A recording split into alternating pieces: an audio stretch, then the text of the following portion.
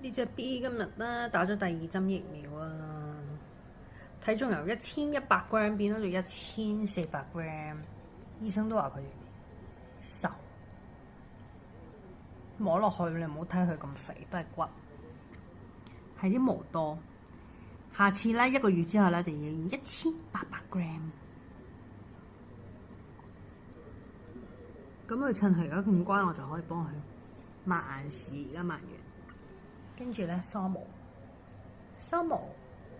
梳毛嘅力度就輕輕咧梳喺自己隻手度，咁咧好輕力，好輕力，要由細開始梳。如果唔係咧，佢就唔俾你梳噶啦，大個咗。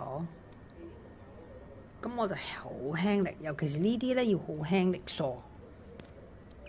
首先，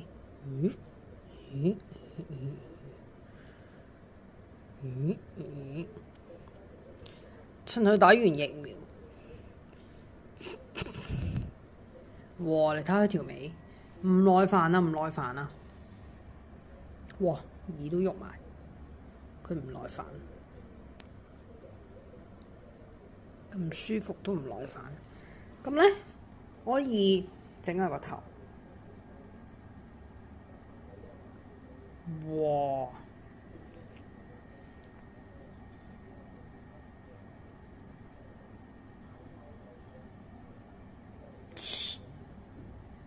梳完啲毛好似淺色咗，係嘛？